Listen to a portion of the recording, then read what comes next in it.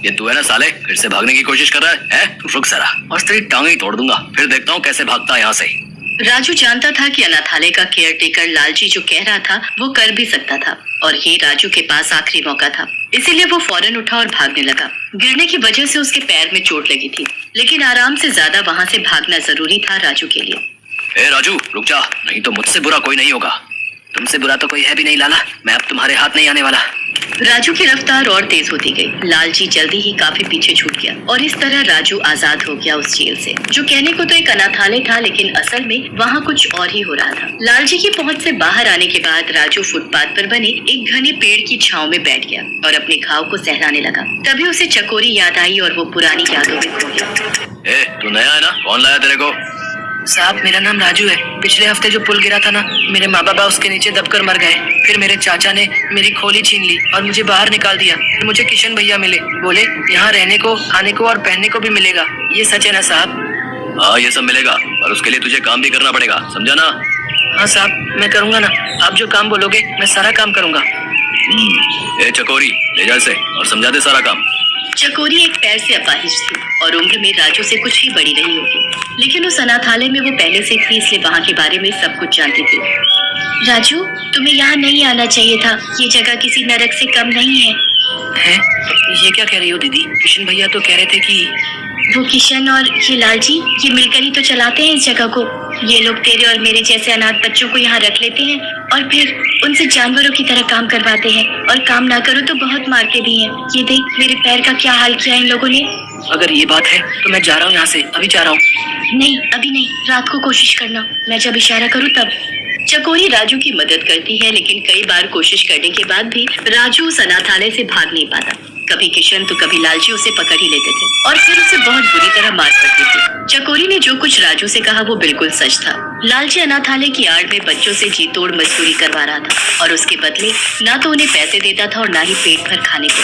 इतना ही नहीं, अनाथालय के नाम पर आने वाला चंदा भी वो बच्चों पर खर्च नहीं करता था। ये दाल है या पानी? भैया, चावल थोड़े से और दे दो ना, मैं खाली चावल खाकर ही रह लूंगा। चुप कर, तेरा बाप रख के गया क्या? यहाँ दाल चावल है, जो मिला है चुपचाप खा ले। ज्यादा नखरे हैं तो ला, ये भी वापस कर। नहीं, रहने दो भैया, मैं जाता हूँ। राजू, रो मत, ले तू मेरे चावल ले ले। तो फिर तुम क्या खाओगी दीदी? तुम्हें भी तो भूख लगी होगी। नहीं, मुझे भूख नहीं है। वो मैंने ना रसोई में ये चावल पकाते हुए चुपचाप थोड़े से खा लिए थे। मेरा पेट भरा हुआ है, ले तू खा ले। राजू जानता था कि चकोरी झूठ बोल रही है, लेकिन फिर भी उसने चकोरी का दिल रखने के लिए उसकी प्लेट से थोड़े से चावल ले लिए। राजू और चकोरी दोनों ही अनाथ थे, लेकिन यहाँ वो दोनों एक दूसरे का सहारा बन गए थे, और भाई बहन भी। राजू, अच्छा मौका है, लालजी सो रहा है, जा अभी भाग जा। दीदी तुम भी चलो ना। नहीं राजू, मैं इतनी ऊंची दीवार नहीं फांद पाऊंगी। तू जा और सीधे पुलिस के पास जाना, फिर तू मुझे यहाँ से ले जाना मेरे भाई। तब तक मैं तेरा इंतजार करूंगी। अचानक एक गाड़ी के हॉर्न से राजू अपने ख्यालों से बाहर आ गया। दीदी मैं आ रहा हूँ तुम्हें लेने। सुबह हो चुकी थी। राजू सीधा पुलिस स्टेशन गया और वहाँ जाकर उसने लालजी के बारे में सब कुछ बता दिया। पुलिस इंस्पेक्टर अभिजीत ने फौरन एक्शन लिया और अपनी टीम के साथ उन्होंने बिना देर किए लालजी के अनाथालय पर छापा मार दिया। राजू भी उनके साथ ही था। सारे बच्चे एक एक करके अनाथालय से बाहर आ गए, लेकिन चकोरी वो उन बच्चों में थी ही नहीं। दीदी छोटू रुक, चकोरी दीदी कहाँ है? भैया, कल जब आप यहाँ से भाग गए तो लालजी बहुत गुस्सा हो गया। उसे पता चल गया था कि चकोरी दीदी ने ही आपको भागने में मदद की थी, इसलिए उसने क्या किया उसने छोटू? भैया, उसने चकोरी दीदी को बहुत मारा, इतना मारा कि चकोरी दीदी बेहोश हो गई। वो वहाँ रसोई में है। वो राजू बदहवास सा रसोई में पहुंचा, जहाँ खून से लथपथ चकोरी बेहोश पड़ी थी। दीदी उठो दीदी, मैं आ गया, तुम्हें लेने आ गया। दीदी चलो मेरे साथ, उठो ना दीदी। राजू, अब चकोरी कभी नहीं उठेगी, ये हमेशा के लिए भगवान के पास जा चुकी है बेटा। उस दिन राजू इतना रोया जितना शायद अपने माँ बाप की मौत पर भी नहीं रोया था। चकोरी ने उसकी खातिर अपनी जान गंवा दी थी। ये बोझ राजू के नन्हे से दिल पर बहुत बड़ा था। इंस्पेक्टर अभिजीत ने लालजी और किशन को गिरफ्तार कर लिया था। उन्हें उनके किए की सजा अब कानून देने वाला था, लेकिन इस सबसे भी राजू का घाव नहीं भरने वाला था। राजू चलो बेटा, हमारे साथ चलो। कहाँ जाना है मुझे? बेटा, यहाँ के सारे बच्चों को एक नए अनाथालय में ले जाया जा रहा है। वो जगह यहाँ की जैसी बिल्कुल भी नहीं होगी। वहाँ तुम्हें बहुत प्यार से रखा जाएगा। नहीं, मुझे कहीं नहीं जाना, अनाथालय तो बिल्कुल भी नहीं। इतना कहकर राजू वहाँ से भाग गया। इंस्पेक्टर अभिजीत ने भी उसे रोकने की कोशिश नहीं की और बाकी के बच्चों को लेकर वो वहाँ से चले गए। अब राजू फिर से बिल्कुल अकेला था और उसे चकोरी की कही एक ही बात बार बार याद आ रही थी। दीदी, जब हम यहाँ से आजाद हो जाएंगे तो क्या करेंगे, कहाँ रहेंगे, क्या खाएंगे? जो भी करेंगे यहाँ से बेहतर जिंदगी ही जिएंगे राजू। हम खूब मेहनत करेंगे और खूब सारे पैसे कमाएंगे और फिर जो चाहे वो कर सकेंगे। राजू जानता था कि अब उसे क्या करना है। वो काम की तलाश में निकल पड़ा और जल्दी ही उसे एक ढाबे पर बर्तन धोने और ग्राहकों को खाना परोसने का काम मिल भी गया। ढाबे का मालिक राजपाल एक भला आदमी था। उसने राजू को अपने ढाबे में ही रहने दिया। वो उसे पैसे देने के साथ साथ पेट भर खाना भी देता था और इस तरह राजू ने अपने हालात सुधार लिए। अरे राजू बेटा, एक काम तो कर दे। वो जो सामने बड़ी सी बिल्डिंग है ना, अरे वही जिसके बाहर वो बड़ा सा कूड़ेदान रखा है। हाँ साहब, मैं समझ गया। काम क्या है, आप ये बताइए। हाँ, वहाँ जाएगा तो बिल्डिंग के बाहर एक सिक्योरिटी गार्ड मिलेगा तुझे। अरे वही अपना सूरज जो हर रोज ढाबे में आकर खाना खाता है, वो आज ढाबे पर नहीं आ पाएगा, तो तू उसे वहीं जाकर खाना दिया, ठीक है? ठीक है साहब, अभी जाता हूँ। राजू अपने साथ खाना लेकर उस बिल्डिंग की तरफ चल देता है।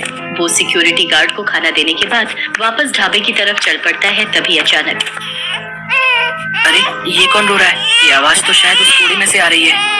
राजू सही था। उस बड़े से कूड़ेदान से एक बच्चे के रोने की आवाज आ रही थी। आवाज बहुत ही धीमी थी, इसलिए आते जाते लोगों का ध्यान उस पर नहीं गया।